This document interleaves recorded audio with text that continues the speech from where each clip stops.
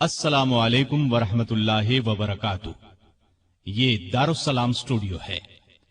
اس بار ہم آپ کی خدمت میں پیش کر رہے ہیں فاروق اعظم، انبیاء کی جماعت اور امت کے سب سے افضل انسان ابو بکر صدیق کے بعد اسلام کے دوسرے خلیفہ راشد فاروق اعظم کا درجہ ہے۔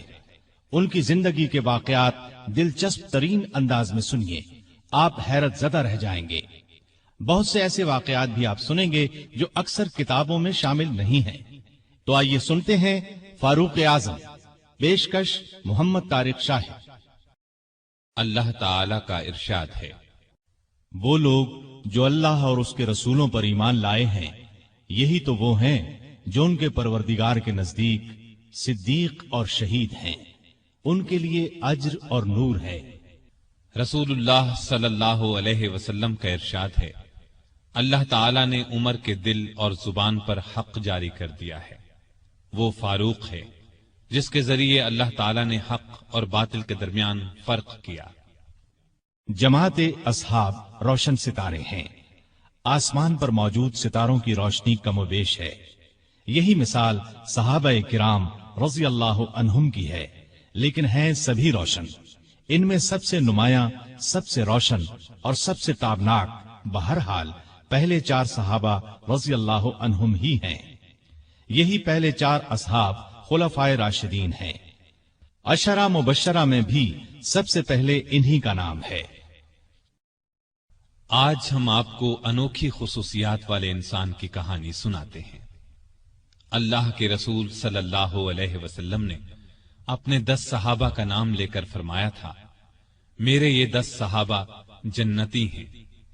گویا انہیں دنیا ہی میں جنتی ہونے کی بشارت عطا ہوئی۔ ان میں سے ایک سیدنا عمر فاروق رضی اللہ عنہ ہیں۔ انبیاء کی جماعت کے بعد اور مسلمانوں کے پہلے خلیفہ راشد یار غار سیدنا ابو بکر کے بعد اس دنیا میں سب سے زیادہ فضیلت دوسرے خلیفہ راشد سیدنا عمر فاروق ہی کو حاصل ہے۔ نبی صلی اللہ علیہ وسلم نے ان کے بارے میں اس طرح دعا فرمائی تھی، اے اللہ، اسلام کو عمر کے ذریعے سے قوت اور عزت دے۔ ان کے زمانے میں اسلامی حکومت 22 لاکھ مربع میل رقبے تک پھیل گئی۔ بعض موقعوں پر ان کی تائید میں آیات نازل ہوئیں۔ ان کی خلافت کا زمانہ بہترین اسلامی حکومت کا زمانہ تھا۔ اتنے بڑے حکمران ہوتے ہوئے دوپہر کے وقت شہر سے باہر گرم زمین پر کوئی پتھر وغیرہ سر کے نیچے رکھ کر قیلولہ کر لیتے تھے۔ ان کے واقعات اس قدر حیرت انگیز ہیں کہ سننے والے دنگ رہ جاتے ہیں۔ بڑے بڑے طاقتور حکمران ان کے نام سے کانپتے تھے، جبکہ خود ان کا یہ حال تھا کہ جسم پر کھردرا لباس ہوتا تھا۔ آپ یقیناً ان کی زندگی کے انوکھے اوراق پڑھنا پسند کریں گے، لیکن آج آپ پڑھنے کی بجائے سن کر دیکھیں، آپ کو ایک عجیب سا فرحت بخش احساس ہوگا۔ سیدنا عمر فاروق رضی اللہ عنہ ہجری سال شروع ہونے سے 40 سال پہلے 583 عیسوی یا 584 عیسوی میں مکے میں پیدا ہوئے۔ نبی کریم صلی اللہ علیہ وسلم ان سے 13 سال پہلے دنیا میں تشریف لا چکے تھے۔ والدین نے نام عمر رکھا، کنیت ابو حفص تھی، لقب فاروق تھا، یعنی حق اور باطل میں فرق کرنے والا۔ یہ لقب انہیں نبی کریم صلی اللہ علیہ وسلم نے عطا فرمایا۔ حضرت عمر کا سلسلہ نسب 8ویں پشت میں نبی کریم سے جا ملتا ہے۔ آپ نے دنیا میں آنکھ کھولی تو مکے میں قریش کی سرداری تھی۔ یہ قبیلہ اسماعیل علیہ السلام کی اولاد سے تھا۔ قریش کے آگے چل کر 10 کے قریب قبیلے بن گئے۔ ان میں نبی کریم بنو ہاشم سے تھے، ابو بکر بنو تیم سے اور عمر فاروق بنو عدی سے۔ 10 کے 10 قبیلوں کے سپرد الگ الگ کام تھے۔ مثلا کوئی خانہ کعبہ کی دیکھ بھال کرتا تھا تو کوئی حاجیوں کو پانی پلاتا تھا، کوئی جھگڑوں کے فیصلے کرتا تھا۔ بنو عدی کے ذمے 2 کام تھے۔ قریش کو کوئی ایلچی بھیجنا ہوتا تو یہ بھیجتے تھے۔ دوسرا کام یہ تھا کہ 2 گروہوں میں جھگڑا ہو جاتا تو بنو عدی کا سردار فیصلہ کرتا تھا۔ بنو عدی کے گھر صفا اور مروہ پہاڑیوں کے درمیان میں تھے۔ عمر یہیں پیدا ہوئے اور پرورش پائی۔ ان کے والد خطاب بنو عدی کے سردار تھے۔ جس زمانے میں نبی کریم صلی اللہ علیہ وسلم نے نبوت کا اعلان کیا، خطاب فوت ہو چکے تھے۔ सैयदना उमर के बचपन के हालात किसी किताब में नहीं मिलते। इतना जिक्र मिलता है कि बड़े हुए तो बाप ने ऊंट चराने पर लगा दिया। ऊंट चराते हुए कभी थक कर बैठ जाते तो बाप मारा करता था। जवानी की उम्र को पहुंचने तक लिखना पढ़ना सीख लिया था। नबी करीम सल्लल्लाहु अलैहि वसल्लम ने जब ऐलान नबूवत किया तो कुरैश में कुल 17 आदमी लिखना पढ़ना जानते थे। इनमें उमर फारूक भी थे। इसके अलावा उन्होंने सिपाहगरी, तेगजनी और घुड़सवारी में कमाल हासिल किया। घुड़सवारी का हाल ये था कि उछलकर घोड़े पर बैठ जाते। कुश्ती का फन भी सीखा। ऊंचे कद के ताकतवर आदमी थे। चोटी के कई पहलवानों से मुकाबले जीते। शायर नहीं थे, अशार पसंद करते थे। तकरीर करने का ढंग भी आता था। मिजाज में गुस्सा और सख्ती थी। जवान होने पर तिजारत का पेशा इख्तियार किया। नबी करीम ने नबूवत का ऐलान किया तो उनकी उम्र 27 साल थी। उस वक्त कुरैश में बहुत ऊंची हैसियत के मालिक थे। मक्के के मुअज्जज लोगों में शुमार होता था। उनके भाई जैद बिन खत्ताब, बहन फातिमा बिनते खत्ताब और बहनोई सईद बिन जैद ने जल्द ही इस्लाम कबूल कर लिया। लेकिन उमर अपने बाप दादा के मजहब पर सख्ती से कायम रहे। डटकर इस्लाम की मुखालिफत की। मुसलमान हो जाने वालों को मारते पीटते थे। मारते पीटते 6 साल गुजर गए, लेकिन उमर किसी एक इंसान को भी इस्लाम से न फेर सके। इस दौरान में कुछ वाकयात ऐसे पेश आए जिनकी वजह से वो सख्त उलझन में पड़ गए। कभी इस्लाम की तरफ माइल होते, कभी मुसलमानों के खिलाफ नफरत महसूस करते। इसकी वजह यह थी कि रसूल करीम सल्लल्लाहु अलैहि वसल्लम के मुताल्लिक कुरैश के काफिरों ने मशहूर कर रखा था कि वो जादूगर हैं। उस जमाने में एक रोज उन्होंने रसूल पाक सल्लल्लाहु अलैहि वसल्लम को हरम शरीफ के अंदर नमाज पढ़ते देखा तो वो आपके पीछे खड़े हो गए। उस वक्त आप सल्लल्लाहु अलैहि वसल्लम कुरान पाक की सूरतुल हाका की बुलंद आवाज में तिलावत कर रहे थे। अल्लाह के कलाम ने उन पर बहुत असर किया।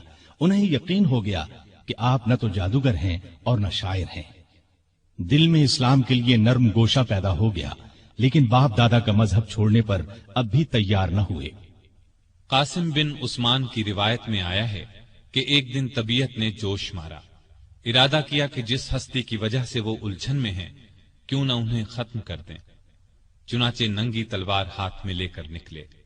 रास्ते में एक मुसलमान नुऐम बिन अब्दुल्लाह मिल गए। उन्होंने पूछा, खैर तो है, नंगी तलवार लिए कहां जा रहे हैं? बोले, मुहम्मद को कत्ल करने जा रहा हूं। नुऐम ने कहा कि पहले अपने घर की खबर तो लें। आपकी बहन और बहनोई मुसलमान हो चुके हैं। सैयदना उमर उल्टे पांव बहनोई के घर पहुंचे। उस वक्त उनके बहनोई सईद बिन जैद और फातिमा बिनते खत्ताब के घर में रसूलुल्लाह सल्लल्लाहु अलैहि वसल्लम के एक सहाबी खब्बाब बिन अरत भी मौजूद थे। खब्बाब बिन अरत उन्हें कुरान सिखा रहे थे। उमर ने दरवाजे पर दस्तक दी तो खब्बाब घर के एक हिस्से में छुप गए। फातिमा ने कुरान के औराक छुपा दिए, लेकिन उमर तिलावत की आवाज सुन चुके थे। अंदर पहुंचकर पूछा, क्या पढ़ रहे थे? मुझे मालूम हुआ है कि तुम मुसलमान हो चुके हो, अपने बाप दादा के मजहब से फिर गए हो। ये कहकर उन्होंने दोनों को मारना पीटना शुरू कर दिया। बहन के सर पर एक लकड़ी मारी, उनके सर से खून बह निकला। उस वक्त दोनों मियां बीवी के मुंह से निकला, हां ए उमर, हम मुसलमान हो चुके हैं, अल्लाह के रसूल पर ईमान ले आए हैं, तुमसे जो हो सके कर लो, इस्लाम तो अब हमारे दिलों से नहीं निकल सकता। उमर ने बहन का खून देखा और ये अल्फाज सुने तो गुस्सा ठंडा हो गया। बोले, अच्छा, जो तुम पढ़ रहे थे मुझे दिखाओ। बहन ने औराक उन्हें दे दिए। उन पर सूरह ताहा लिखी थी। उन्होंने उसको पढ़ा तो बेइख्तियार पुकार उठे, वाह, कितना उम्दा और आला दर्जे का कलाम है। ये सुनकर खब्बाब बिन अरत भी बाहर निकल आए और बोले, ए उमर, मुझे उम्मीद है अल्लाह ताला ने अपने नबी की दुआ को पूरी करने के लिए आपको चुन लिया है। मैंने कल ही नबी सल्लल्लाहु अलैहि वसल्लम को ये दुआ करते सुना है, इलाही, अबू जहल या उमर बिन खत्ताब के जरिए से इस्लाम को कुव्वत अता कर। बस ए उमर, अल्लाह की तरफ आओ, अल्लाह की तरफ आओ। यह सुनकर सैयदना उमर फारूक ने कहा, मुझे मुहम्मद के पास ले चलो। नबी सल्लल्लाहु अलैहि वसल्लम उस वक्त दारे अरकम में थे। उमर रजी अल्लाह अन्हो خباب بن ارت کے ساتھ کمر سے تلوار لٹکائے وہاں پہنچے۔ دروازے پر دستک دی۔ ایک صحابی نے اندر سے ایک جھری میں سے جھانک کر آپ صلی اللہ علیہ وسلم کو بتایا، باہر عمر تلوار کمر سے لٹکائے کھڑے ہیں، نہ جانے کس ارادے سے آئے ہیں۔ آپ کے چچا سیدنا حمزہ رضی اللہ عنہ بھی اس وقت وہاں موجود تھے۔ یہ بہت بہادر تھے، فوراً بولے انہیں اندر آنے دو، نیک ارادے سے آئے تو ٹھیک، ورنہ انہی کی تلوار سے ان کا سر اڑا دوں گا۔ رسول اللہ صلی اللہ علیہ وسلم نے بھی فرمایا انہیں آنے دو، چنانچہ دروازہ کھول دیا گیا۔ عمر اندر داخل ہوئے۔ آپ صلی اللہ علیہ وسلم اٹھ کر ان کی طرف بڑھے، ان کی چادر کو مٹھی میں دبا کر زور سے کھینچتے ہوئے فرمایا، خطاب کے بیٹے، تم کس ارادے سے آئے ہو؟ سیدنا عمر رضی اللہ عنہ نے عرض کیا، اے اللہ کے رسول، میں اللہ اور اس کے رسول پر ایمان لانے کے لیے حاضر ہوا ہوں۔ اس پر آپ صلی اللہ علیہ وسلم نے زور سے اللہ اکبر فرمایا۔ باقی مسلمانوں نے بھی اللہ اکبر کا نعرہ لگایا۔ اب عمر رضی اللہ عنہ نے کلمہ پڑھا، پھر بولے، اے اللہ کے رسول، کیا ہم حق پر نہیں ہیں؟ آپ نے فرمایا، اس ذات کی قسم جس کے قبضے میں میری جان ہے، تم لوگ حق پر ہو۔ یہ سن کر سیدنا عمر فاروق نے عرض کیا، جب ہم حق پر ہیں اور کافر غلط راستے پر، تو پھر اپنا دین کیوں چھپائیں؟ آپ نے فرمایا، اے عمر، ابھی ہماری تعداد تھوڑی ہے اور تم دیکھ رہے ہو کہ ہم کن حالات سے گزر رہے ہیں۔ سیدنا عمر نے یہ سن کر فرمایا، اس ذات کی قسم جس نے آپ کو نبی بنا کر بھیجا ہے، میں اسلام لانے سے پہلے جن لوگوں میں اٹھتا بیٹھتا تھا، اب مسلمان ہو کر ان کے سامنے جاؤں گا۔ اس پر تمام مسلمان دار ارقم سے 2 صفیں بنا کر نکلے اور کعبے کی طرف روانہ ہوئے۔ ایک صف میں عمر تھے، دوسری میں حمزہ۔ سب نے مسجد حرام میں نماز ادا کی۔ قریش نے یہ دیکھا تو طیش میں آ گئے۔ اس وقت تو کچھ نہ کہا، جب عمر تنہا نظر آئے تو ان پر حملہ کر دیا۔ انہوں نے بھی ڈٹ کر مقابلہ کیا۔ آخر کافر انہیں چھوڑ کر چلے گئے۔ یہ واقعہ نبوت کے 6 سال پیش آیا۔ ایمان لانے کے بعد 6 سال تک مکے میں رہے، پھر دوسرے مسلمانوں کے ساتھ مدینہ کی طرف ہجرت کی۔ ایسے میں کفار کو مخاطب ہو کر فرمایا، میں آج مکے سے جا رہا ہوں، کسی میں ہمت ہے تو مجھے روک کر دکھائے۔ کوئی آگے نہ آیا۔ اس طرح آپ قباء پہنچے۔ پھر نبی کریم صلی اللہ علیہ وسلم اور ابو بکر ہجرت کر کے وہاں تشریف لائے۔ مسجد قباء کی تعمیر کے بعد سب نے مدینے کا رخ کیا۔ ہجرت کے وقت سیدنا عمر فاروق کی عمر 40 سال کے قریب تھی۔ اس کے بعد وہ 23 برس اس دنیا میں رہے۔ یہ سارا زمانہ مدینے میں گزارا، مسجد نبوی کی تعمیر میں حصہ لیا۔ آپ صلی اللہ علیہ وسلم نے مہاجرین اور انصار میں بھائی چارہ کرایا تو اتبان بن مالک کو ان کا بھائی بنایا۔ انہوں نے اپنا نصف مکان انہیں دے دیا۔ عبداللہ بن زید نے خواب میں اذان کے الفاظ سنے۔ انہوں نے یہ الفاظ نبی کریم صلی اللہ علیہ وسلم کو سنائے تو آپ صلی اللہ علیہ وسلم نے سیدنا بلال کو حکم دیا، اذان کہیں۔ جو ہی انہوں نے اذان شروع کی، سیدنا عمر فاروق اپنی چادر گھسیٹتے ہوئے آئے اور بولے، اے اللہ کے رسول صلی اللہ علیہ وسلم، اس ذات کی قسم جس نے آپ کو نبی بنا کر بھیجا ہے، میں نے بھی بالکل یہی الفاظ خواب میں سنے ہیں۔ یہ سن کر آپ بہت خوش ہوئے۔ آج تک اذان انہی الفاظ میں دی جا رہی ہے اور قیامت تک دی جاتی رہے گی۔ ہجرت کے دوسرے سال بدر کی لڑائی پیش آئی۔ سیدنا عمر فاروق بھی اس غزوے میں شریک ہوئے۔ اس غزوے میں انہوں نے ایک نامی بہادر عاص بن ہشام کو قتل کیا۔ یہ رشتے میں ان کا ماموں تھا۔ اگلے سال احد کی لڑائی ہوئی۔ سیدنا عمر اس لڑائی میں بھی شریک ہوئے۔ بدر کی لڑائی میں عمر فاروق کی بیٹی سیدہ حفصہ بیوہ ہو گئی تھی۔ نبی کریم صلی اللہ علیہ وسلم کی خواہش پر سیدنا عمر نے ان کا نکاح آپ سے کر دیا۔ اس طرح وہ رسول کریم صلی اللہ علیہ وسلم کے سسر بنے۔ ان کی بیٹی کو مومنوں کی ماں کا درجہ حاصل ہوا۔ ہجرت کے 5ویں سال شوال میں خندق کی لڑائی پیش آئی۔ سیدنا عمر نے بھی خندق کھودی۔ خندق کے ایک حصے کی حفاظت سیدنا عمر کے سپرد کی گئی۔ بعد میں اس جگہ ان کے نام سے مسجد تعمیر کی گئی جو آج بھی موجود ہے۔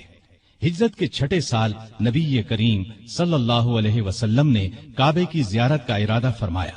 آپ 1400 सहाबा के साथ रवाना हुए। उनमें सैयदना उमर भी थे।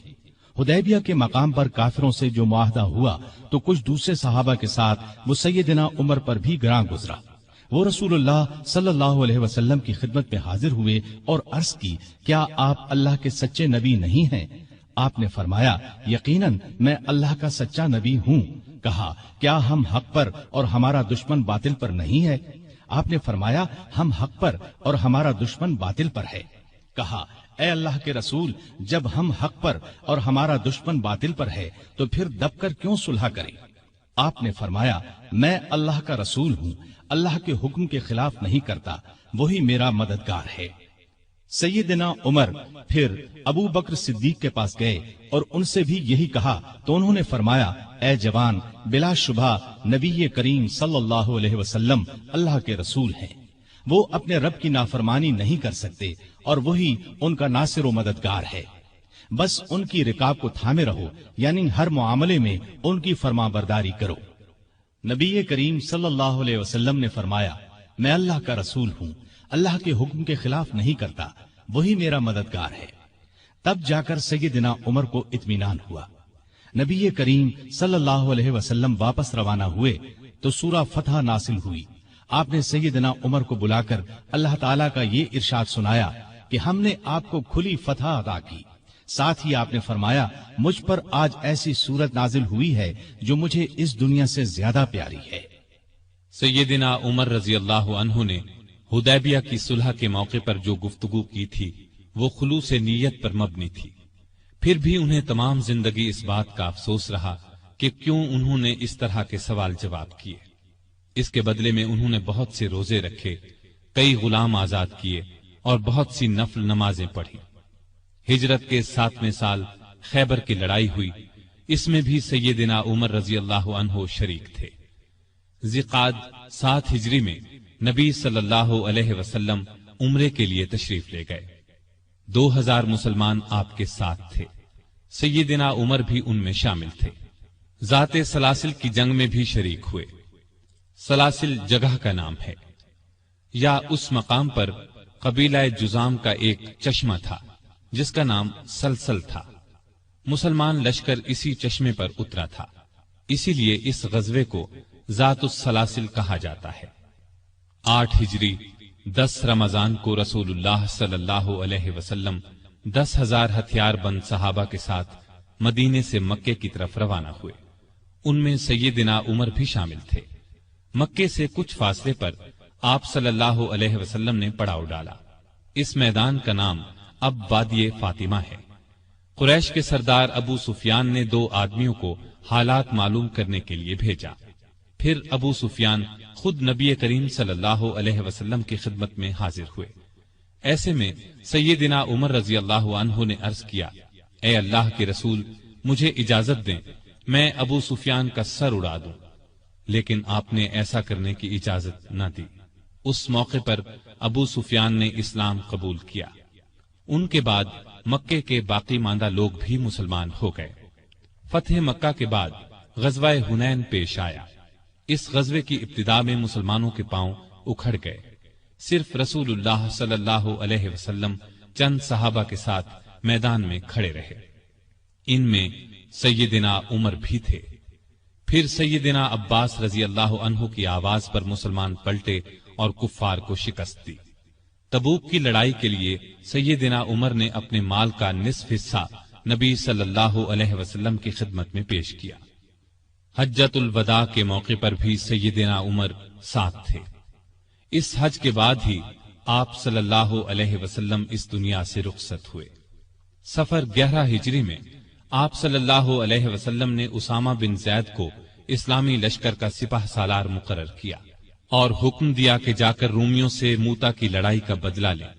मूता की लड़ाई हिजरत के 8वें साल में हुई थी। इसमें उसामा के वालिद जैद और बहुत से सहाबा रजी अल्लाह अन्हुम शहीद हो गए थे। चुनाचे आपने ये लश्कर रवाना फरमाया। इसमें बड़े बड़े सहाबा के साथ सैयदना उमर भी शरीक थे। आप सल्लल्लाहु अलैहि वसल्लम ने रहलत फरमाई तो सैयदना उमर रजी अल्लाह अन्हु को आपकी वफात का यकीन ही नहीं आता था। वो ये ऐलान कर रहे थे, जो शख्स ये कहेगा کہ رسول اللہ صلی اللہ علیہ وسلم نے وفات پائی ہے، میں اس کی گردن اڑا دوں گا۔ پھر ابو بکر رضی اللہ عنہ کے سمجھانے پر یقین آیا کہ نبی صلی اللہ علیہ وسلم رحلت فرما چکے ہیں۔ آپ صلی اللہ علیہ وسلم کی وفات کے بعد خلافت کے مسئلے پر مسلمانوں میں اختلاف پیدا ہوا، تو اس موقع پر سیدنا عمر نے ابو بکر رضی اللہ عنہ کا نام خلافت کے لیے سب کے سامنے رکھا۔ سبھی نے اس سے اتفاق کیا۔ ابو بکر کے بارے میں سیدنا عمر کے یہ الفاظ ہیں: ابو بکر رسول اللہ صلی اللہ علیہ وسلم کے صحابی ہیں، غار کے ساتھی ہیں، یہ تمام مسلمانوں سے زیادہ تمہارے معاملات کے والی ہونے کے حقدار ہیں۔ خلیفہ بننے کے بعد سیدنا ابو بکر نے سب سے پہلے اسامہ بن زید کا لشکر روانہ فرمایا۔ یہ لشکر نبی کریم صلی اللہ علیہ وسلم کی شدید علالت کی وجہ سے مرینا سے باہر مقام جرح پر ٹھہر گیا تھا اور پھر وفات کی وجہ سے روانہ نہ ہو سکا تھا۔ اس موقع پر سیدنا ابو بکر نے اسامہ بن زید سے کہا کہ سیدنا عمر فاروق رضی اللہ عنہ کو ان کے پاس چھوڑ جائیں، کیونکہ ان کے مشوروں کی ضرورت پڑے گی۔ اسامہ بن زید نے خوشی سے یہ بات منظور کی۔ ابو بکر کی خلافت 2.25 برس رہی۔ تمام عرصے میں سیدنا عمر ان کے خاص مشیر رہے۔ اس دوران میں سیدنا عمر نے سیدنا ابو بکر کو مشورہ دیا کہ قرآن کو ایک جگہ جمع کر دیا جائے۔ انہوں نے یہ مشورہ اس لیے دیا کہ یمامہ کی لڑائی میں قرآن مجید کے حافظ بہت سے صحابہ شہید ہو گئے تھے۔ آخر یہ کام زید بن ثابت، سیدنا عمر اور بہت سے دوسرے صحابہ رضی اللہ عنہم کی مدد سے مکمل ہوا۔ جمادی الاولیٰ 13 ہجری میں سیدنا ابو بکر سخت بیمار ہو گئے۔ بچنے کی امید نہ رہی تو انہوں نے خلافت کے بارے میں چند بڑے بڑے صحابہ سے مشورہ کیا۔ خود انہوں نے سیدنا عمر کا نام تجویز کیا۔ بعض صحابہ نے اس پر کہا کہ وہ مزاج کے بہت سخت ہیں۔ اس پر ابو بکر نے فرمایا، جب ان پر خلافت کا بوجھ پڑے گا تو نرم ہو جائیں گے۔ اس طرح تمام مسلمانوں کا سیدنا عمر کی خلافت پر اتفاق ہو گیا۔ سیدنا ابو بکر نے آخر وقت میں سیدنا عمر کو یہ وصیت کی کہ عراق میں مسلمان ایرانیوں سے لڑ رہے ہیں، ان کے لیے فوراً مدد بھیجی جائے۔ اس وصیت کے بعد 22 جمادی الاخری کو سیدنا ابو بکر نے وفات پائی۔ تمام مسلمانوں نے خوشی سے سیدنا عمر کی بیعت کر لی۔ اس طرح وہ مسلمانوں کے دوسرے خلیفہ راشد بنے۔ خلیفہ بنتے ہی انہوں نے ابو بکر کی وصیت کے مطابق عراق کی طرف ایک لشکر روانہ کیا۔ ابو عبیدہ رضی اللہ عنہ کو لشکر کا سالار مقرر فرمایا اور اس طرح مسلمانوں کی عظیم الشان فتوحات کا سنہری دور شروع ہوا۔ Iraq, Madain, Hulwan, Jazira, Khuzestan, Nahavand, Isfahan, Hamadan, Azerbaijan, Tabaristan, Armenia, Fars, Kerman, خراسان، سیستان، مکران، دمشق، ہمس، لازقیہ، یرموک، قنسرین، حلب، انطاکیہ اور بیت المقدس فتح ہوئے۔ بیت المقدس کی فتح کا واقعہ کچھ اس طرح ہے کہ مجاہدین اسلام نے قریباً 3 سال میں سارا شام فتح کر لیا۔ اب فلسطین کے صرف 2 بڑے شہر رہ گئے تھے، بیت المقدس جسے یروشلم بھی کہا جاتا ہے اور قیصاریہ۔ اس زمانے میں فلسطین شام ہی کا حصہ تھا۔ 16 ہجری میں مسلمانوں نے دوسری لڑائیوں سے فارغ ہو کر بیت المقدس کا محاصرہ کر لیا۔ اس شہر میں ابراہیم علیہ السلام، اسحاق علیہ السلام، سلیمان علیہ السلام، عیسیٰ علیہ السلام اور دوسرے نبیوں کی بہت سی یادگاریں ہیں۔ رسول اللہ صلی اللہ علیہ وسلم کی بھی معراج کے سفر میں پہلی منزل یہی تھی۔ مسلمانوں کا پہلا قبلہ بھی یہی تھا۔ نہ صرف یہودی اور عیسائی بلکہ مسلمان بھی اس کی بہت عزت کرتے تھے اور کرتے ہیں۔ مسلمانوں نے جب بیت المقدس کا محاصرہ کیا تو شہر کے باشندوں نے شہر کے دروازے بند کر لیے۔ چند دن تو اس طرح گزرے، پھر انہوں نے مسلمانوں کے سپہ سالار ابو عبیدہ بن جراح کو پیغام بھیجا کہ ہم شہر مسلمانوں کے حوالے کرنے کے لیے تیار ہیں، لیکن شرط یہ ہے کہ مسلمانوں کے خلیفہ خود یہاں آئیں اور صلح کا معاہدہ کریں۔ ابو عبیدہ بن جراح نے یہ بات سیدنا عمر کو لکھ بھیجی۔ خلیفہ ثانی سیدنا عمر نے صحابہ سے مشورہ کر کے وہاں جانے کا فیصلہ کیا۔ آپ نے رجب 16 ہجری میں حضرت علی رضی اللہ عنہ کو اپنا قائم مقام بنایا اور روانہ ہو گئے۔ اس وقت دنیا کے بڑے بڑے حکمران ان کا نام سن کر کانپتے تھے، لیکن اپنے وقت کے سب سے بڑے حاکم کے سفر کا حال یہ تھا کہ چند بزرگ صحابہ کے سوا ان کے ساتھ کوئی نہیں تھا۔ فوج، نہ خیمے، نہ کارے، نہ جھنڈے، ایک اونٹ پر سوار تھے، اس پر ستو اور کھجور کے 2 تھیلے لادے ہوئے تھے۔ ایک طرف پانی کی مشک لٹک رہی تھی، راستے میں کھانے کا وقت آتا تو سب مل کر کھا لیتے۔ آپ کا لباس بہت معمولی سا تھا۔ بیت المقدس کے قریب پہنچے تو صحابہ نے مشورہ دیا کہ لباس تبدیل کر لیں۔ قیمتی پوشاک پیش کی، لیکن آپ نے وہ لباس پہننے سے انکار کر دیا اور فرمایا، اللہ نے ہمیں جو عزت دی ہے وہ اسلام کی وجہ سے ہے اور ہمارے لیے یہی کافی ہے۔ غرض اسی حالت میں شہر میں داخل ہوئے۔ عیسائیوں نے شہر آپ کے حوالے کر دیا۔ مسلمانوں نے وہاں ایک مسجد بنائی، اس کا نام مسجد عمر رکھا۔ یہ آج بھی موجود ہے اور اب تک مسجد عمر کہلاتی ہے۔ 14 ہجری میں مسلمانوں نے ہمس کو فتح کر لیا تھا۔ 17 ہجری کو روم کے بادشاہ ہرقل نے ہمس مسلمانوں سے چھیننے کے لیے سمندر کے راستے فوج بھیجی۔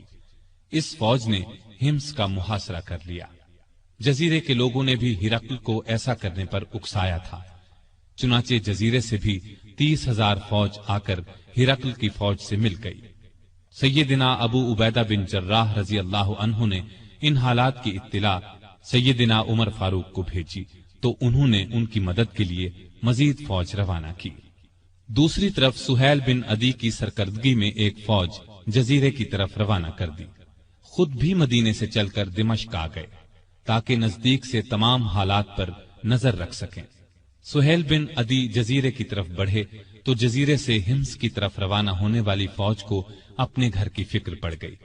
وہ ہرقل کی فوج کا ساتھ چھوڑ کر واپس جزیرے چلے گئے۔ ادھر ابو عبیدہ بن جراح نے خالد بن ولید کے مشورے سے شہر سے نکل کر ہرقل کی فوج پر حملہ کر دیا۔ گھمسان کی لڑائی کے بعد رومیوں نے بدترین شکست کھائی۔ 4,000 رومیوں نے اسلام قبول کر لیا، 4,000 مارے گئے اور باقی بھاگ نکلے۔ اس لڑائی کے بعد پھر کبھی ہرقل کو شام پر چڑھائی کی جرأت نہ ہوئی۔ 18 ہجری میں عراق میں طاعون کی وبا پھیلی، اس میں بڑے بڑے صحابہ فوت ہو گئے۔ چند ایک کے نام یہ ہیں: ابو عبیدہ بن جراح جو مسلمانوں کی فوج کے سپہ سالار بھی تھے، معاذ بن جبل رضی اللہ عنہ، یزید بن ابی سفیان رضی اللہ عنہ، شرحبیل بن حسنہ رضی اللہ عنہ اور کئی بڑے بڑے صحابہ اس وبا میں فوت ہوئے۔ دور فاروقی میں عرب میں قحط پڑا، ایسے میں سیدنا عمر نے رعایا کی خبرگیری میں دن رات ایک کر دیا۔ انسانوں کے لیے خوراک تھی نہ جانوروں کے لیے۔ سیدنا عمر کو انسانوں اور جانوروں کی یہ بدحالی دیکھ کر بہت صدمہ ہوا۔ انہوں نے بیت المال میں جتنا غلہ تھا سب مسلمانوں میں تقسیم کر دیا، جو نقدی تھی وہ بھی مسلمانوں میں تقسیم کر دی۔ تمام صوبوں کے حاکموں کو خط لکھے کہ فوراً زیادہ سے زیادہ غلہ روانہ کرو۔ چنانچہ ابو عبیدہ بن جراح نے شام کے علاقے سے 4,000 اونٹ غلے سے لدے ہوئے بھیجے۔ عمرو بن عاص نے مصر سے سمندر کے راستے بحری جہاز روانہ کیے، ان میں ہر جہاز پر 6,000 من غلہ لدا ہوا تھا۔ جب یہ جہاز مدینے کی قریبی بندرگاہ پر پہنچے تو سیدنا عمر خود انہیں دیکھنے کے لیے بندرگاہ پہنچے۔ غلے کو حفاظت سے رکھنے کے لیے بندرگاہ میں 2 بڑے بڑے مکان بنوائے، دوسرے صوبوں سے بھی بہت سا غلہ پہنچ گیا۔ غلے کی تقسیم کا یہ انتظام کیا کہ بہت سے رجسٹر بنوائے، ان میں قحط کا شکار ہونے والوں کے نام درج کیے گئے، ہر ایک نام کے ساتھ ان کی ضرورت کے مطابق غلے کی مقدار لکھی گئی، پھر ہر شخص کو پرچی دی گئی، اس پر سیدنا عمر کی مہر ہوتی تھی۔ اس پرچی کے مطابق انہیں روزانہ غلہ دیا جاتا۔ اس کے علاوہ سیدنا عمر ہر روز 20 اونٹ اپنے سامنے ذبح کرواتے اور ان کا گوشت پکوا کر لوگوں کو کھانا کھلاتے۔ اس طرح ہزاروں آدمی روزانہ سیدنا عمر رضی اللہ عنہ کے دسترخوان پر کھانا کھاتے۔ غلے کے علاوہ لوگوں میں کپڑے اور کھجوریں بھی تقسیم کی جاتی، اور خود اپنا یہ حال تھا کہ اس زمانے میں گوشت، دودھ اور گھی کھانا بالکل چھوڑ دیا تھا، اکثر بھوکے رہتے یا عام لوگوں کے ساتھ خود بھی کھاتے۔ اس طرح اس کا اثر آپ کے جسم پر پڑا۔ لوگ انہیں دیکھتے اور کہتے، اگر قحط دور نہ ہوا تو رعایا کا غم انہیں مار ڈالے گا۔ ایک دن ایک شخص سے پانی مانگا اس کے پاس شہد تھا، اس نے وہی پیش کر دیا۔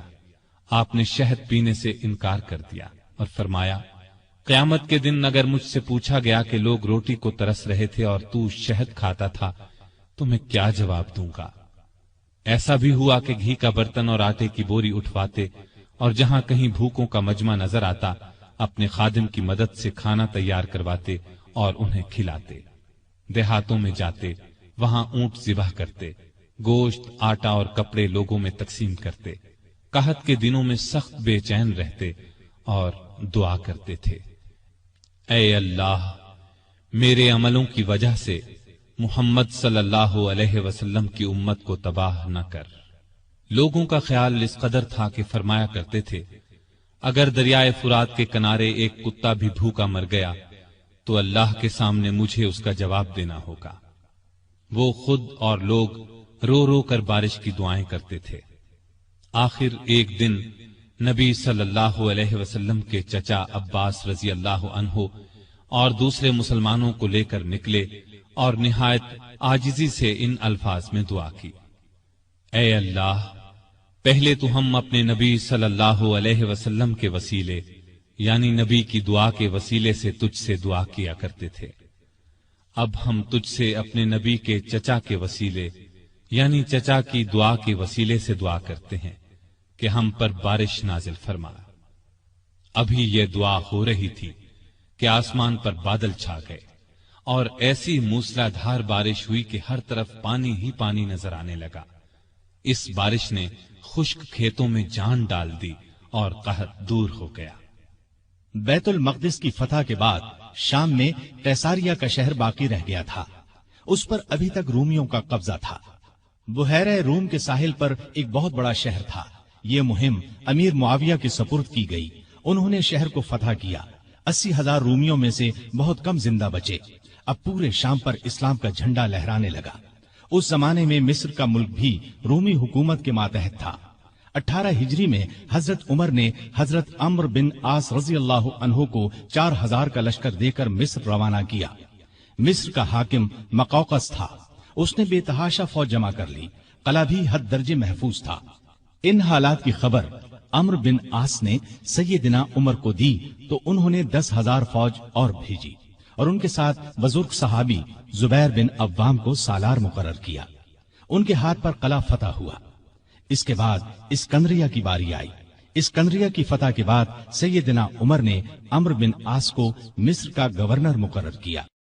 دریائے نیل مصر کا ایک بہت بڑا دریا تھا۔ تاریخ میں ہے کہ ایک دن بہت سے مصری عمرو بن عاص کے پاس آئے اور کہا، اس سال دریائے نیل میں پانی بہت کم رہ گیا ہے، ہماری فصلیں برباد ہو رہی ہیں۔ پرانے زمانے سے یہ رسم چلی آ رہی ہے کہ جب دریا میں پانی کم ہو جائے تو ہم ایک مقررہ تاریخ کو ایک کنواری لڑکی چن لیتے ہیں، اس کے والدین کی مرضی سے اسے نہایت قیمتی زیور اور کپڑے پہنا کر دلہن کی طرح بنا دیتے ہیں، پھر اسے دریائے نیل میں گرا دیتے ہیں۔ اس طرح دریا میں پانی چڑھ جاتا ہے، ارد گرد کے تمام علاقے سیراب ہو جاتے ہیں۔ اگر آپ اجازت دیں تو ہم یہ رسم ادا کریں۔ عمرو بن عاص نے کہا، یہ تو بڑی ظالمانہ رسم ہے۔ جواب میں انہوں نے کہا، اگر آپ نے ہمیں یہ رسم ادا کرنے کی اجازت نہ دی تو ملک میں قحط پڑ جائے گا، ہم تباہ ہو جائیں گے۔ عمرو بن عاص نے فرمایا، تم لوگ نادان ہو، اللہ کے حکم کے بغیر دریا میں پانی ہرگز کم یا زیادہ نہیں ہو سکتا۔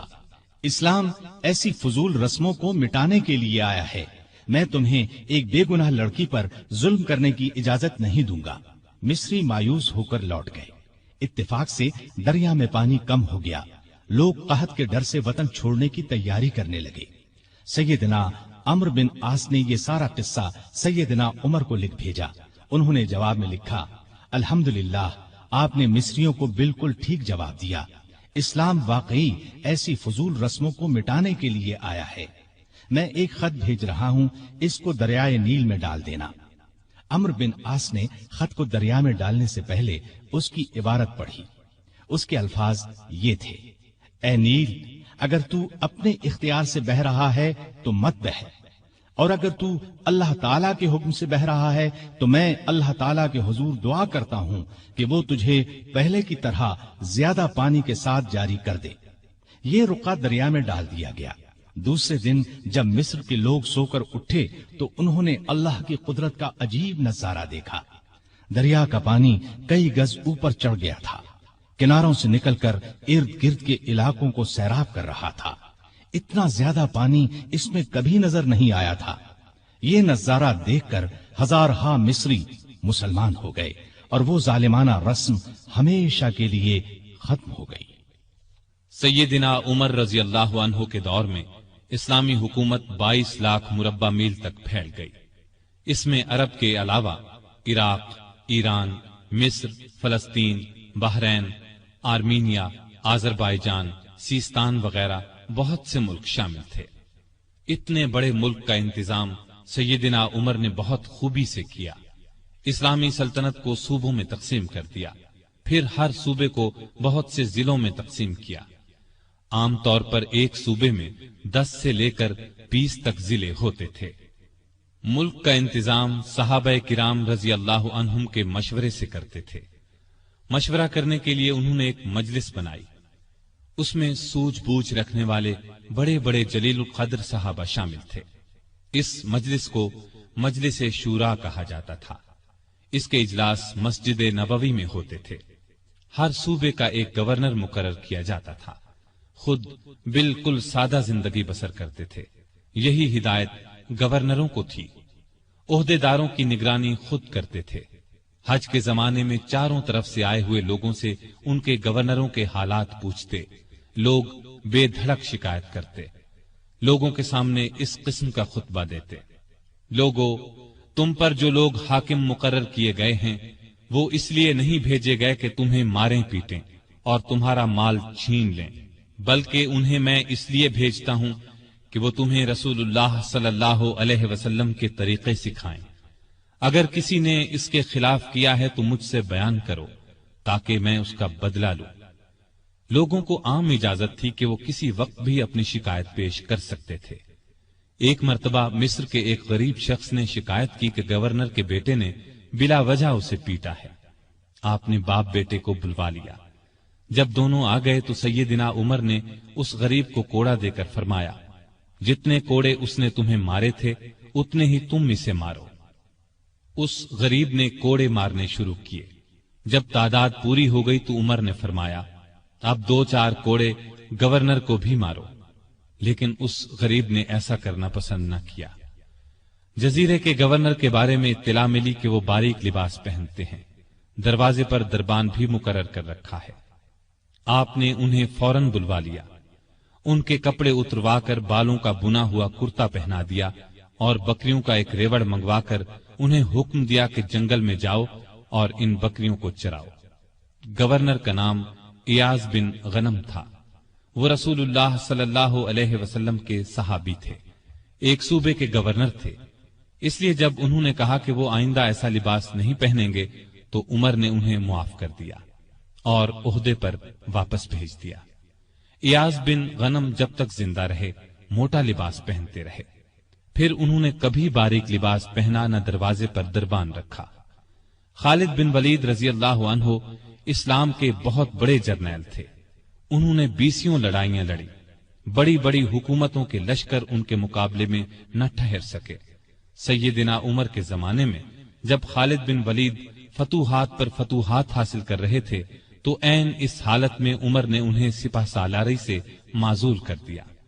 जब लोगों ने वजह पूछी तो उन्होंने फरमाया, मुसलमान ये ख्याल करने लगे थे कि ये फतूहात खालिद बिन वलीद की वजह से हो रही हैं, जबकि फतूहात हमें अल्लाह ताला की मेहरबानी से हो रही हैं। आपके जमाने में चूंकि इस्लामी हुकूमत बहुत फैल गई थी, लगातार फतूहात की वजह से माले गनीमत भी बहुत ज्यादा आने लगा था। इसलिए आपने 15 हिजरी में बैतुल माल कायम कर दिया।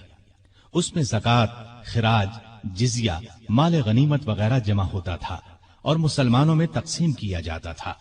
यतीमों, गरीबों और बेवाओं को उसमें से वजीफे दिए जाते थे। जरूरतमंदों को कर्ज भी दिया जाता था। जंगी जरूरियात पर भी खर्च किया जाता था। आमदनी और खर्च के मामले में हर दर्जा एहतियात करते थे। सैयदना उस्मान ने एक दिन इन्हें चिलचिलाती धूप में भागते देखा।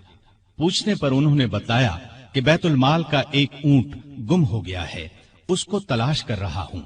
بحرین سے ایک مرتبہ مشک آیا، یہ انتہائی قیمتی خوشبو تھی۔ اس کو مسلمانوں میں تقسیم کرنے کے لیے آدمی کی تلاش ہوئی جو یہ کام اچھی طرح کر سکے۔ سیدنا عمر کی زوجہ محترمہ عاتقہ نے کہا کہ یہ کام میں کر سکتی ہوں۔ سیدنا عمر نے فرمایا، نہیں، میں تمہیں اس کی اجازت نہیں دے سکتا، اس لیے کہ تمہاری انگلیوں پر جو مشک لگ جائے گا وہ تم اپنے کپڑوں پر لگا لو گی، اس طرح عام مسلمانوں سے زیادہ تمہارے حصے میں آئے گا۔ ایک مرتبہ بیمار ہو گئے، لوگوں نے علاج کے طور پر شہد تجویز کیا۔ بیت المال میں شہد موجود تھا، لیکن آپ نے لینا گوارا نہ کیا۔ آخر لوگوں کو جمع کیا گیا، جب سب نے اجازت دے دی تب شہد لیا۔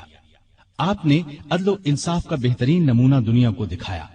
اللہ سے ڈرنے والے قاضی مقرر کیے، ان کی تنخواہیں مقرر کی، انہیں حکم دیا کہ تمام فیصلے قرآن اور حدیث کے مطابق کیے جائیں۔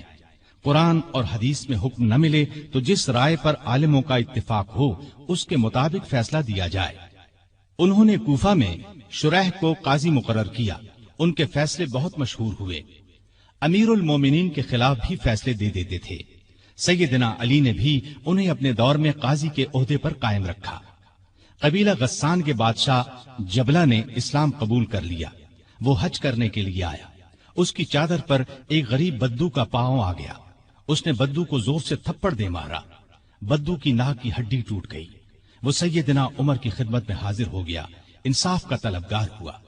سیدنا عمر نے جبلہ کو بلا بھیجا، وہ حاضر ہوا تو آپ نے اسے کہا، تم نے اس غریب مسلمان سے زیادتی کی ہے، لہذا بدلہ دو۔ یہ غریب تمہیں اس جگہ تھپڑ مارے گا جس جگہ اس کے منہ پر تھپڑ لگا ہے۔ ہاں، اگر تم اس سے معافی مانگ لو اور یہ معاف کر دے تو اور بات ہے۔ جبلہ نے کہا، مجھے ایک دن کی مہلت دی جائے تاکہ میں غور کر سکوں۔ جبلہ کو ایک دن کی مہلت مل گئی۔ وہ وہاں سے فرار ہو کر شام چلا گیا اور دوبارہ عیسائی مذہب اختیار کر لیا۔ ایک مرتبہ حج کے موقع پر ایک شخص نے گورنر کی شکایت کی کہ اس نے مجھے بے قصور 100 کوڑے مارے ہیں۔ سیدنا عمر رضی اللہ عنہ نے شکایت درست پائی تو حکم دیا، تم بھی اسے 100 کوڑے مارو۔ ایک عیسائی کسان نے شکایت کی کہ اس کے کھیتوں سے مسلمان فوج گزری ہے جس سے اس کا نقصان ہوا ہے۔ آپ نے بیت المال سے اسے 10,000 درہم دینے کا حکم دیا۔ سیدنا عمر فاروق نے عام لوگوں کو منع کر دیا کہ وہ شریعت کے کسی مسئلے پر اپنا فیصلہ دیں۔ اس کام کے لیے انہوں نے فتوے جاری کرنے کا محکمہ قائم کیا۔ فتوے دینے والے بزرگوں کے نام یہ ہیں: سیدنا عثمان، سیدنا علی، سیدنا عبد الرحمن بن عوف، سیدنا ابی بن قعب، سیدنا معاذ بن جبل، سیدنا زید بن ثابت، سیدنا ابو درداء، سیدنا ابو ہریرہ رضی اللہ تعالی عنہم۔ سیدنا عمر رضی اللہ تعالی عنہ نے پولیس کا محکمہ قائم کیا۔ رعایا کی خبر گیری رکھنے کے لیے راتوں کو گشت لگایا کرتے تھے۔ ملک شام کے سفر سے لوٹ رہے تھے کہ ایک بڑھیا نظر آئی۔ اس سے پوچھا کہ بڑی بھی عمر کے بارے میں کچھ معلوم ہے؟ وہ بولی، ہاں، سنا ہے شام گیا ہوا ہے، اللہ اس سے سمجھے، آج تک اس نے مجھے پھوٹی کوڑی تک نہیں دی۔ اسے معلوم نہیں میں کتنی تنگی سے گزارا کر رہی ہوں۔ سیدنا عمر نے یہ سن کر فرمایا، بڑی بھی تم نے جا کر عمر کو اپنا حال بتایا؟ بڑھیا نے کہا، اگر اسے رعایا کا حال معلوم نہیں تو خلافت کیوں کرتا ہے؟ سیدنا عمر فاروق رضی اللہ عنہ یہ سن کر رو پڑے۔ پھر اس سے پوچھا، تم کیا لے کر عمر کو معاف کر سکتی ہو؟ اس نے کہا، اگر مجھے 25 دینار مل جائیں تو معاف کر دوں گی۔ آپ نے اسی وقت اسے 25 دینار دے دیے۔ وہ خوش ہو کر دعائیں دینے لگی، اللہ عمر کو معاف کرے، اس پر اپنی رحمت نازل کرے۔ بعد میں سیدنا عمر رضی اللہ عنہ نے اس کا وظیفہ مقرر فرما دیا۔ ایک رات گشت کے دوران میں چند بچوں کے رونے کی آواز سنی۔ معلوم ہوا کہ بچے بھوکے ہیں اور ماں نے انہیں بہلانے کے لیے ہانڈی میں صرف پانی ڈال کر آگ جلا رکھی ہے۔ آپ اسی وقت خادم اسلم کے ساتھ بیت المال گئے، آٹا، گوشت، گھی اور کھجوریں نکال کر خادم سے فرمایا، یہ تمام چیزیں میری کمر پر رکھ دو۔ اسلم نے عرض کیا، آپ کیوں تکلیف کرتے ہیں، میں اٹھا لیتا ہوں۔ آپ نے فرمایا نہیں، قیامت کے دن میرا بوجھ تم نہیں اٹھاؤ گے۔ پھر سب چیزیں اپنی کمر پر لاد کر لائے، خود کھانا تیار کیا، خود چولہا پھونکا، کھانا تیار ہونے پر اپنے سامنے بچوں کو کھلایا۔ انہوں نے پیٹ بھر کر کھایا، پھر اچھلنے کودنے لگے۔ سیدنا عمر انہیں اچھلتے کودتے دیکھتے اور خوش ہوتے رہے۔ عورت نے ان سے کہا، اللہ تمہیں نیک بدلہ دے، امیر المؤمنین بننے کے لائق تو تم ہو، نہ کہ سیدنا عمر۔ سیدنا عمر فاروق رضی اللہ عنہ یہ سن کر مسکرائے، پھر واپس مدینہ آئے اور اس عورت کا وظیفہ مقرر کر دیا۔ ایک روز شام کے وقت مدینے کے باہر ایک قافلہ اترا۔ سیدنا عمر نے عبد الرحمن بن عوف رضی اللہ عنہ کو ساتھ لیا اور رات بھر قافلے کا پہرا دیتے رہے۔ ایک قافلے میں ایک ننھے بچے کو روتے دیکھا تو اس کی ماں پر ناراض ہوئے کہ بچے کو دودھ کیوں نہیں پلاتی۔ وہ آپ کو پہچانتی نہیں تھی۔ کہنے لگی، امیر المؤمنین نے حکم دیا ہے کہ جب تک بچے ماں کا دودھ پیتے رہیں بیت المال سے ان کا وظیفہ مقرر نہ کیا جائے۔ میں اس کا دودھ چھڑا رہی ہوں تاکہ وظیفہ لگ جائے۔ یہ ہے اس کے رونے کی وجہ۔ سیدنا عمر یہ سن کر روئے، پھر اعلان کر دیا کہ جس دن کوئی بچہ پیدا ہوگا اس کا وظیفہ اسی دن سے مقرر ہو جائے گا۔ ایک مرتبہ لوگوں کو کھانا کھلا رہے تھے، ایک شخص کو بائیں ہاتھ سے کھانا کھاتے دیکھا۔ نزدیک جا کر اس سے کہا، دائیں ہاتھ سے کیوں نہیں کھاتے؟ اس نے کہا، میرا دائیں ہاتھ موتا کی لڑائی میں کٹ گیا تھا۔ یہ سن کر سیدنا عمر رونے لگے، اس کے پاس بیٹھ گئے اور بولے، افسوس، تمہیں وضو کون کراتا ہوگا؟ پھر اس کی خدمت کے لیے ایک خادم دیا اور ضرورت کی چیزیں اس کے گھر بھجوائیں۔ ایک رات گشت کے دوران میں ایک عورت کی آواز سنی۔ وہ اپنی بچی سے کہہ رہی تھی، دودھ میں پانی ملا دے۔ بیٹی نے یہ سن کر کہا، ماں، امیر المؤمنین کا حکم ہے کوئی دودھ میں پانی نہ ملائے۔ ماں نے یہ سن کر کہا، باتیں نہ بنا، پانی ملا۔ امیر المؤمنین کون سا دیکھ رہے ہیں؟ لڑکی نے کہا، امیر المؤمنین تو نہیں دیکھ رہے، مگر اللہ تو دیکھ رہا ہے۔ سیدنا عمر نے ماں بیٹی کی یہ گفتگو سنی تو اپنے خادم سے کہا، اس گھر کو اچھی طرح پہچان لو۔ دوسرے دن ان کے بارے میں پتہ کروایا۔ انہیں لڑکی کی ایمانداری اس قدر پسند آئی کہ اپنے بیٹے عاصم کے لیے رشتہ مانگ لیا۔ اس طرح یہ شادی ہوئی۔ بنو امیہ کے عمر بن عبدالعزیز رحمت اللہ علیہ اسی خاتون کے نواسے تھے۔ انہیں عدل و انصاف، سادگی، پرہیزگاری کی وجہ سے دوسرا عمر کہا جاتا ہے۔ ان کا دور بہترین دور ہوا۔ مدینے کی ایک بے سہارا اندھی عورت کے گھر کی صفائی امیر المومنین خود کیا کرتے تھے۔ رسول اللہ صلی اللہ علیہ وسلم کے ایک صحابی سعید بن یربوک کی آخری عمر میں بینائی جاتی رہی۔ ان کے لیے ایک خادم مقرر کیا جو انہیں مسجد تک لاتا تھا۔ راستہ چلتے ایک عورت نے سیدنا عمر فاروق کو روک لیا اور کہا، میں رسول اللہ صلی اللہ علیہ وسلم کے صحابی خفاف بن ایما کی بیٹی ہوں۔ شوہر فوت ہو گیا ہے، چھوٹے چھوٹے بچے ہیں، کوئی زمین بھی نہیں ہے۔ بچوں کو گھر میں چھوڑ کر محنت مزدوری بھی نہیں کر سکتی کہ بچوں کو کوئی نقصان نہ پہنچ جائے۔ حضرت عمر نے اس کی پوری بات توجہ سے سنی اور فرمایا، تم تھوڑی دیر یہیں ٹھہرو۔ یہ کہہ کر گھر گئے۔ واپس لوٹے، ایک موٹے تازے اونٹ پر بہت سا سامان لدا ہوا ساتھ لائے۔ اس پر کپڑے اور نقد رقم بھی تھی۔ اس عورت سے فرمایا، یہ اونٹ لے جاؤ، جب ختم ہو جائے تو بتا دینا۔ جہاد پر جانے والے مسلمانوں کے گھر والوں کا بہت خیال رکھتے تھے۔ ان کے گھروں میں جا کر ان کی عورتوں سے کہتے، تمہیں بازار سے کچھ منگوانا ہو تو میں لا دیتا ہوں۔ بیوہ عورتوں کا پانی بھر دیتے۔ مجاہدین کے خط آتے تو یہ خط خود ان کے گھروں میں پہنچاتے، ان سے جواب لے کر مجاہدین کو بھجواتے۔ بیت المال سے حاجت مندوں کو دیتے۔ راستوں میں چوکیاں بنوائیں تاکہ رستے محفوظ ہو جائیں۔ شہروں میں مہمان خانے بنوائے۔ ملک میں جگہ جگہ نہریں کھدوائیں جن سے آپاشی آسان ہو گئی۔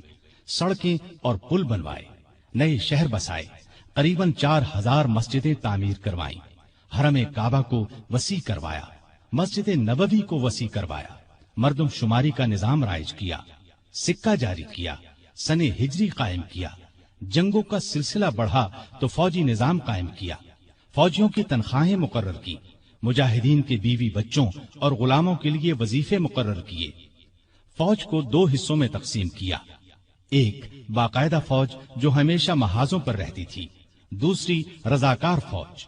ये लोग उमूमन घरों में रहते थे, जरूरत पड़ने पर उन्हें महाज पर भेजा जाता।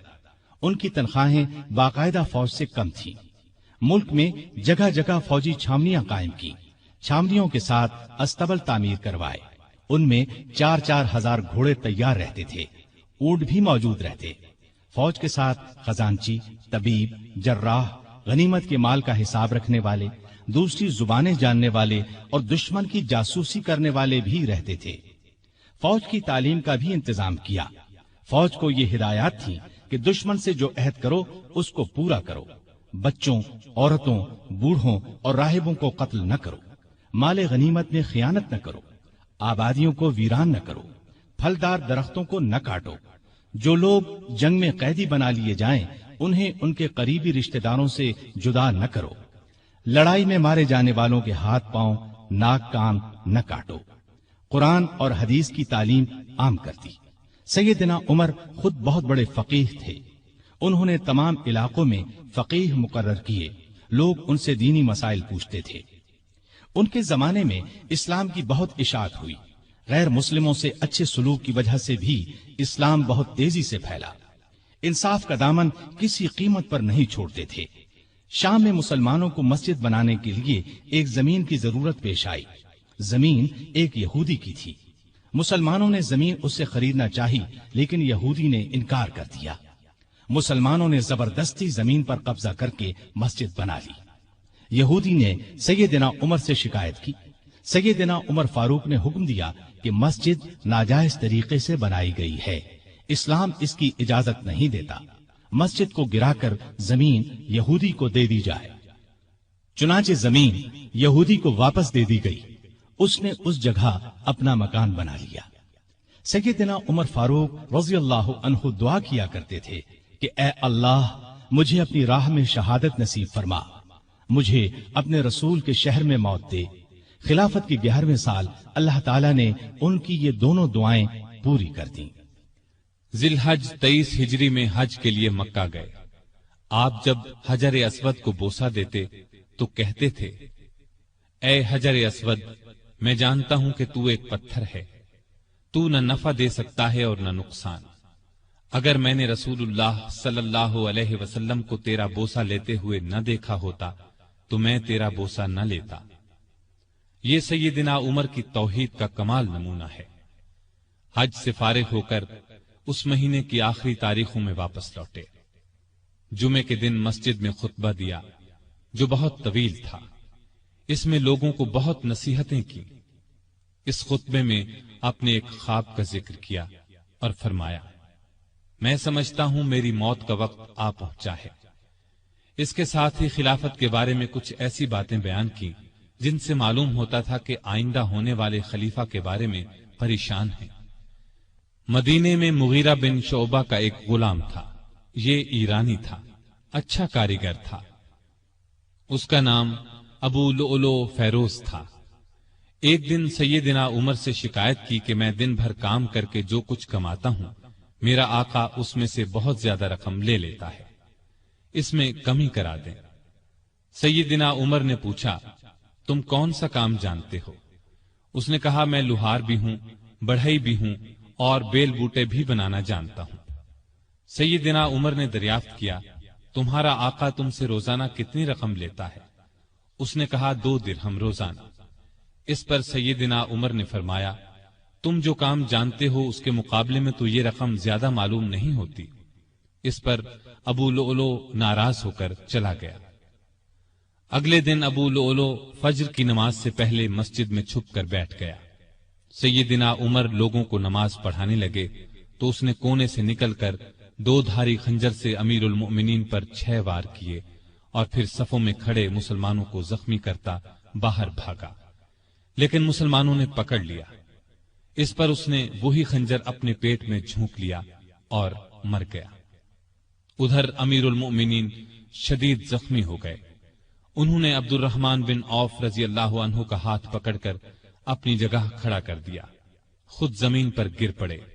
لوگوں نے نماز سے فارغ ہو کر دیکھا، جن مسلمانوں کو ابو لؤلؤ نے زخمی کیا تھا ان میں سے 7 دم توڑ چکے تھے، باقی بہت زیادہ زخمی نہیں ہوئے تھے۔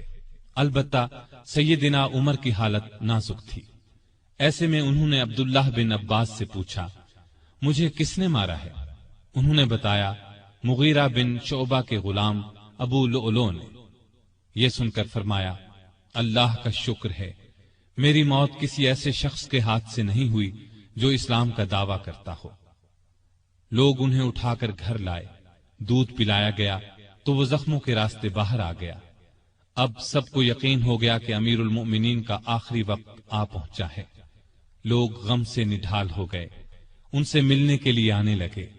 ایک نوجوان ایسے میں ملنے آیا، اس نے کہا، اے امیر المؤمنین، آپ اللہ کی بشارت سے خوش ہو جائیں، آپ ان اصحاب میں سے ہیں جو بہت پہلے اسلام لائے اور رسول اللہ کے ساتھی بنے۔ خلیفہ بنائے گئے تو آپ نے انصاف سے کام لیا، پھر آخر آپ کو شہادت نصیب ہو گئی۔ یہ سن کر سیدنا عمر نے فرمایا، اے بھتیجے، اللہ کرے یہ چیزیں میرے گناہوں کے برابر برابر ہی ہو جائیں، مجھے کوئی عذاب ہو نہ ثواب۔ مطلب ان کے کہنے کا یہ تھا کہ بس عذاب سے بچ جاؤں۔ وہ نوجوان واپس جانے لگا تو سیدنا عمر فاروق رضی اللہ عنہ کی نظر اس کی چادر پر پڑی جو زمین کو چھو رہی تھی۔ اس نازک حالت میں بھی انہیں شریعت کا اس قدر پاس تھا کہ فرمایا، اس نوجوان کو واپس بلاؤ۔ اسے واپس ان کے سامنے لایا گیا تو فرمایا، اے بھتیجے، اپنا تہبند اونچا باندھو، اس سے کپڑا بھی صاف رہے گا اور تمہارے رب کے نزدیک یہ پرہیزگاری کی بات بھی ہے۔ سیدنا ابن عباس رضی اللہ عنہ نے ان کا مرتبہ اور نیکیاں بیان کی تو فرمایا، اللہ کی قسم، اگر میرے پاس دنیا بھر کا سونا ہوتا تو اس سے پہلے کہ میں اللہ کے عذاب کو دیکھوں میں اسے اللہ کی راہ میں دے دیتا، یعنی عذاب کے خوف سے سارا سونا خیرات کر دیتا۔ اس کے بعد اپنے بیٹے عبداللہ کو بلایا، ان سے پوچھا کہ مجھ پر کتنا قرض ہے۔ انہوں نے حساب لگا کر بتایا، 86,000 درہم۔ اس پر انہیں کچھ ہدایات دی۔ آخر میں فرمایا، اس قرض کو میری طرف سے ادا کر دینا۔ اس کے بعد فرمایا، ام المومنین عائشہ صدیقہ رضی اللہ تعالی عنہا کے پاس جاؤ اور کہو، عمر بن خطاب آپ کو سلام کہتا ہے اور اپنے 2 ساتھیوں یعنی نبی کریم صلی اللہ علیہ وسلم اور ابو بکر کے ساتھ دفن ہونے کی اجازت چاہتا ہے۔ عبداللہ بن عمر عائشہ صدیقہ کی خدمت میں حاضر ہوئے۔ وہ اس وقت سیدنا عمر کے صدمے میں رو رہی تھی۔ ان کا پیغام سن کر فرمایا، یہ جگہ میں نے اپنی قبر کے لیے رکھی تھی، لیکن اپنے آپ پر عمر کو ترجیح دیتی ہوں۔ سیدنا عبداللہ یہ جواب سن کر واپس آئے اور سیدنا عمر کو ان کا جواب بتایا۔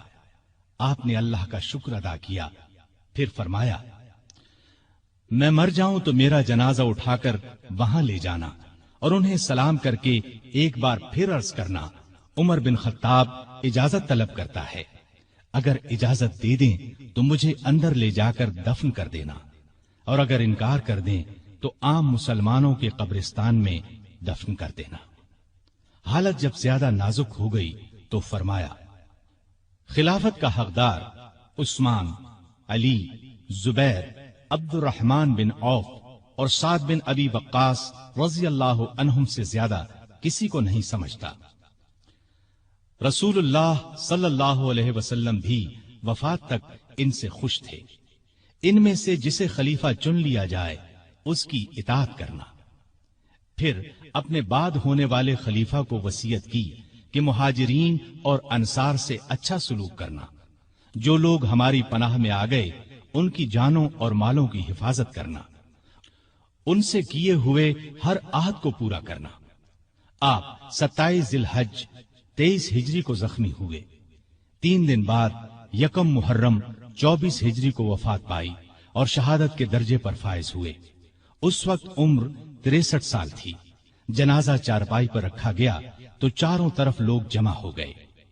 سیدنا علی رضی اللہ عنہ آئے تو فرمایا، اللہ آپ پر رحم فرمائے، آپ نے کوئی ایسا شخص نہیں چھوڑا کہ اللہ کے سامنے جانے کے لیے مجھے اس کے عمل آپ کے عمل سے زیادہ پسند ہو۔ اللہ کی قسم، مجھے امید تھی کہ اللہ آپ کو آپ کے دونوں ساتھیوں کے ساتھ رکھے گا، اس لیے کہ میں اکثر رسول اللہ صلی اللہ علیہ وسلم کو اس طرح فرماتے ہوئے سنا کرتا تھا، میں گیا اور ابو بکر و عمر گئے، میں داخل ہوا اور ابو بکر و عمر داخل ہوئے، میں نکلا اور ابو بکر و عمر نکلے۔ جنازہ حضرت صہیب رضی اللہ عنہ نے پڑھایا۔ حضرت علی، عثمان، سعد بن ابی وقاص اور عبد الرحمن بن عوف رضی اللہ عنہم نے قبر میں میت کو اتارا اور اسلام کے اس بہت بڑے فرزند کو ہمیشہ کے لیے رسول اللہ صلی اللہ علیہ وسلم اور سیدنا ابو بکر رضی اللہ عنہ کا ساتھ نصیب ہو گیا ہے۔ سیدنا عمر رضی اللہ عنہ نے کئی شادیاں کی، ان سے 8 یا 9 لڑکے، 4 یا 5 لڑکیاں ہوئیں۔ مشہور بیویوں کے نام یہ ہیں: زینب بنت مزعون رضی اللہ عنہا، عاتقہ بنت زید رضی اللہ عنہا، ام حکیم بنت حارث رضی اللہ عنہا، ام کلثوم بنت علی رضی اللہ عنہا۔ اولاد میں سے حفصہ، عبداللہ، عبید اللہ اور عاصم رضی اللہ عنہم بہت مشہور ہیں۔ حفصہ رضی اللہ عنہا کو رسول اللہ صلی اللہ علیہ وسلم کی پاک بیویوں میں شامل ہونے کا شرف حاصل ہے، وہ ام المومنین کہلائی۔ آپ میں اللہ کا خوف انتہا کو پہنچا ہوا تھا، عبادت کا شوق بھی بے حد تھا، راتوں کو جاگ کر نفل پڑھا کرتے تھے۔ قرآن کریم کی جن آیات میں قیامت کا ذکر ہے ان کو پڑھتے وقت بہت روتے۔ تراویح کی نماز کو انہوں نے باجماعت کرایا، ان کے دور سے آج تک تراویح باجماعت ادا کی جاتی ہے۔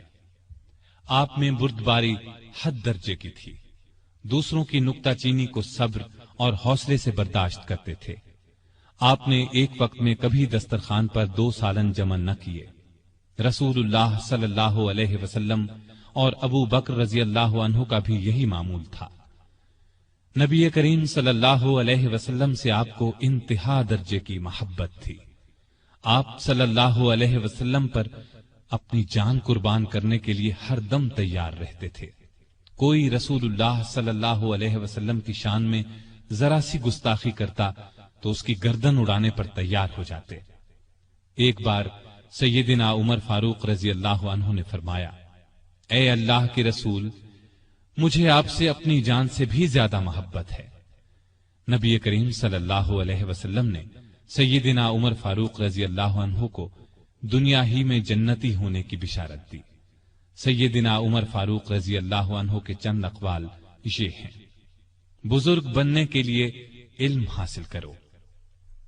جو آدمی خود کو عالم کہے وہ جاہل ہے، جو خود کو جنتی کہے وہ جہنمی ہے۔ جس سے تمہیں نفرت ہے اس سے ڈرتے رہو۔ بڑھاپے سے پہلے جوانی اور موت سے پہلے بڑھاپے کو غنیمت جانو۔ سب سے بری آوازیں 2 ہیں، نوحہ اور راگ یعنی گانا۔ کم بولنا دانائی، کم کھانا صحت، کم سونا عبادت اور عام لوگوں سے کم ملنا عافیت ہے۔ توبہ کی تکلیف سے گناہ کا چھوڑنا آسان ہے۔ برا چاہنے والوں کی دوستی سے پرہیز کرنا ضروری ہے۔ جو عیب سے واقف کرے وہ دوست ہے، اور جو اس پر تعریف کرے وہ ایسا ہے جیسے دوسرے کو ذبح کر دیا جائے۔ سلامتی گمنامی میں ہے۔ اللہ تعالی سیدنا عمر فاروق رضی اللہ عنہ پر رحمت فرمائے، آمین۔ سامعین محترم، ابھی آپ دارالسلام اسٹوڈیو لاہور پاکستان سے سن رہے تھے فاروق اعظم